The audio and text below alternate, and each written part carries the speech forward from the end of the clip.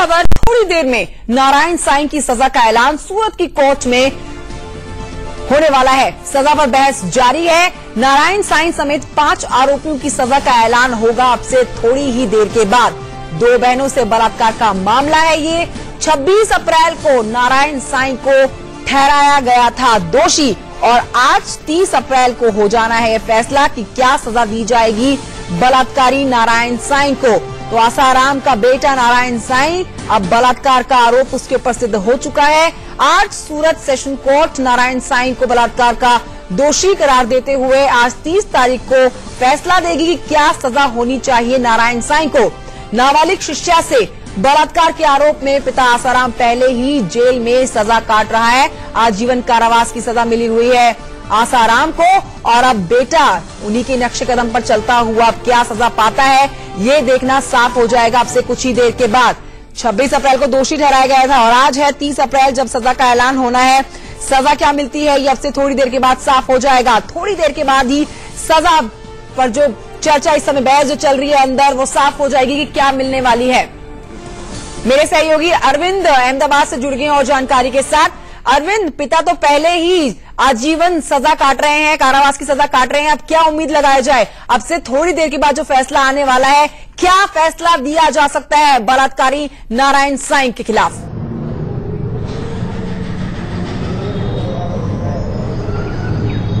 देखिए, अभी कोर्ट में लाया गया है नारायण साईं को और उनके 4 शागिर्दों को, कुल 5 आरोपियों को कोर्ट में लाया जा चुका है और इनका आरोप पहले ही तय हो चुका है, दोषी करार दिए गए हैं। कुछ देर में सजा का ऐलान होगा। उम्मीद ये है कि इनको 10 साल से लेकर उम्र कैद तक की सजा हो सकती है। इस प्रकार के प्रावधान हैं जो धाराएं इन पर लगाई गई हैं और 420, 376, 120 भी और इसके अलावा जो है रिश्वत देने का भी एक मामला है जो इस मामले को से सबूत मिटाने के लिए रिश्वत देने की कोशिश की गई थी।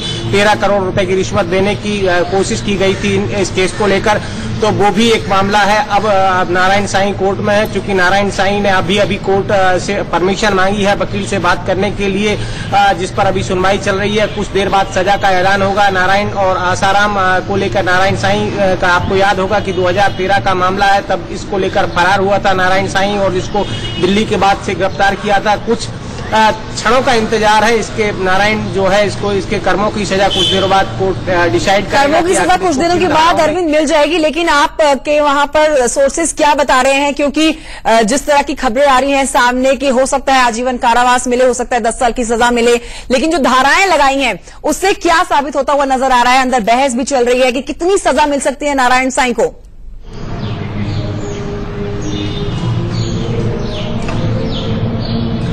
देखिए, कम से कम 10 साल संभव है नारायण साईं को सजा मिलना है कि 10 साल की सजा हो। और इसके अलावा ये जो बचाव पक्ष है उन्होंने अच्छे आचरण का हवाला दिया है कोर्ट के सामने, लेकिन सरकारी पक्ष है उसने इस दलील को इनकार कर दिया है। कोर्ट के सामने सरकारी पक्ष ने ये कहा है कि इनके जेल में रहते हुए गवाहों की हत्या हुई है और ऐसे कई संगीन मामले हुए हैं जहां इस केस को प्रभावित करने की कोशिश की गई है। तो जहां एक तरफ जो नारायण साईं के वकील हैं वो लगातार कोर्ट के सामने ये गुहार लगाएंगे कि वो अच्छे आचरण करता रहे हैं, लेकिन सरकारी पक्ष जो तमाम घटनाक्रम हुआ है, इसके अलावा जैसे राजकोट में अमृत प्रजापति की हत्या है, इसके अलावा और कई साधकों पर हमले हुए उनकी दलील दे रहा है। तो अभी मुझे ये नहीं लगता है कि नारायण साईं को लेकर कोर्ट किसी प्रकार से कहीं भी रहम बरतने की उम्मीद मुझे कम नजर रहम बरतने की उम्मीद कम नजर आ रही है और अच्छा आचरण जो आप बता रहे हैं वो भी नारायण